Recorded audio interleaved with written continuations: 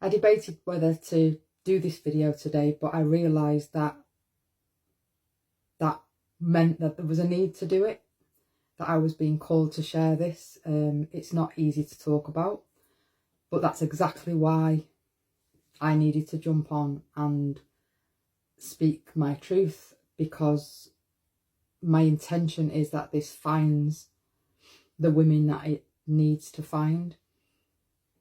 And it's the fact that I felt that I had failed so desperately as a mum, as a mother to my beautiful children, because of my illness with ME.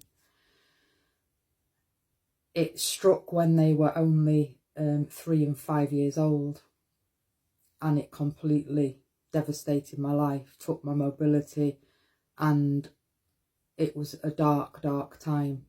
And it became relapsing, remitting to some degree. And there were better phases, but then also dark phases further down the line. I was desperate to be a mum. All I ever wanted was to be a mum. I loved kids. I did a childcare course at school. I had a place at college to do nursery nursing, to train to be a nursery nurse and a nanny. Then religious things got in the way, and I changed my path, cancelled the course and got a shop job and invested my time in religion, which is a whole other story that I will get back to another day.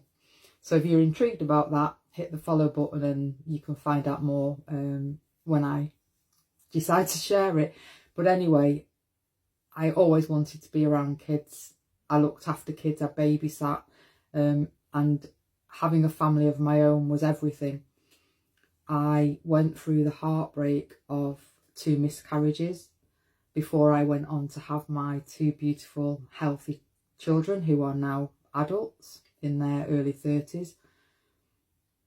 It was just beyond anything I can put into words when they were born and they arrived in my life. And I had, as you do as a young mum, all these dreams and expectations of what life would look like, what motherhood would look like.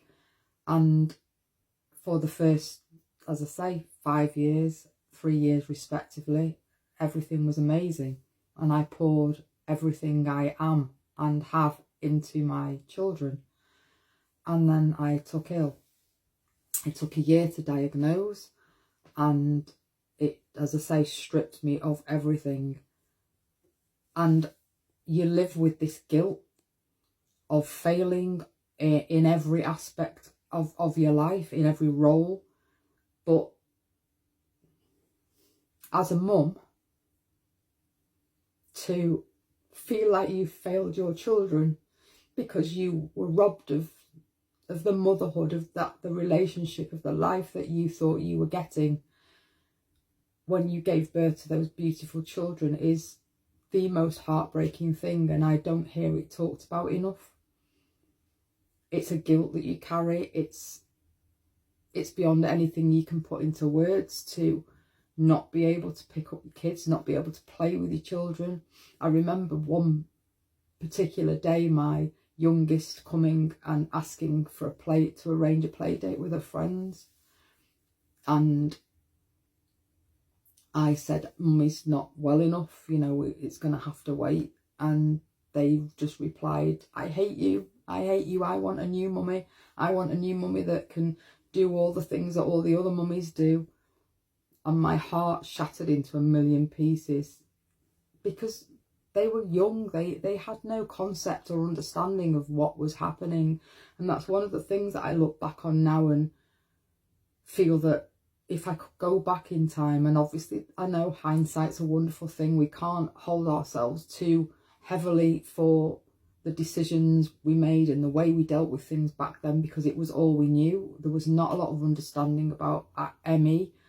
I wasn't getting the support I needed, and I wasn't able to convey that to my children. I wasn't able to, if I perhaps have sat down and over time periodically just tried to explain in terms that they may have understood and reassured, and found ways to circumvent all the the limitations. Perhaps it could have been different, but I didn't know any different back then. And I was in the throes of this living hell of having everything stripped away, and just what it's like watching from the sidelines as life goes on without you.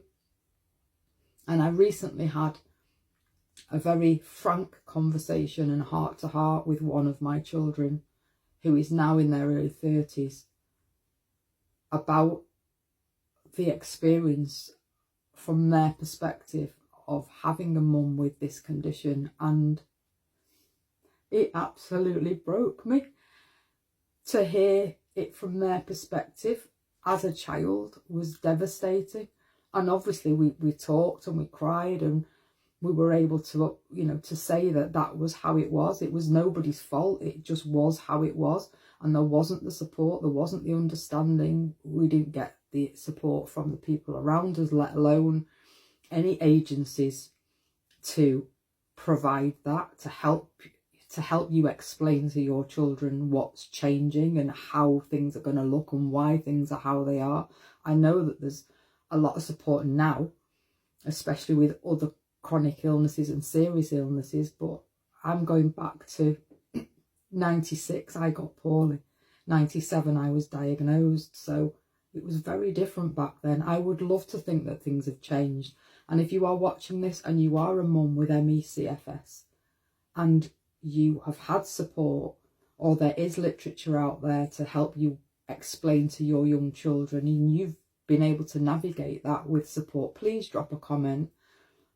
Because other people seeing this and reading the comments might be able to take something from that, to know that there is help. I can then talk about it in future videos to say there is now help and point people in the right direction. But it's just such a hard path to navigate, to be a mother and not be able to be a mother to your children the way you want to be. But what I've come to realise, and how I approach this situation in terms of the mindset shift I've gone through to get where I am now, is I always speak about it with this analogy of, if you get into a car and it starts to cough and splutter and lights are coming on the dashboard, and then it suddenly starts to feel like it's falling apart around you, you park that car up and you think, okay, that needs attention, maintenance, scrapping, whatever, you know. But when you step out of that car, you are still you. You are still you. You are not that vehicle that is falling apart and failing in its functionality. You are still you. And that's how I see this. It's the physical vessel carrying us through this lifetime that is struggling, that needs support and maintenance and healing and help. You are still you. Always remember that. I have found so much comfort in this journey I've been on to connect back to the real me, the essence of me, the inner me, to understand my body, to have that communication, but to remember that this is the external. And yes, that might be what everybody sees. And yes, it's easy to fall into that trap of judging yourself for that. But you are not your body. You are you. You are this beautiful being, this beautiful woman with so many qualities and so much love.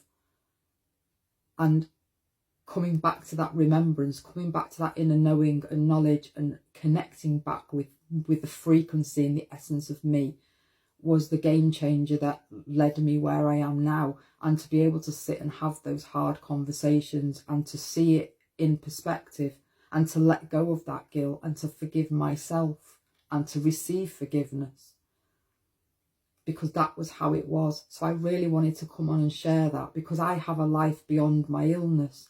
My passion is to help other women, to guide you to a life beyond your illness, to help you tune into your frequency. But remember that you are always you, and you are doing your absolute best. So just reassure your children they are loved, and do what you can. Speak out, ask for specific support. And if this resonates and you want to come and join me, hit the follow button. Let's share this together.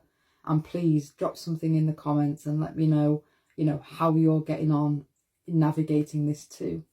Ciao.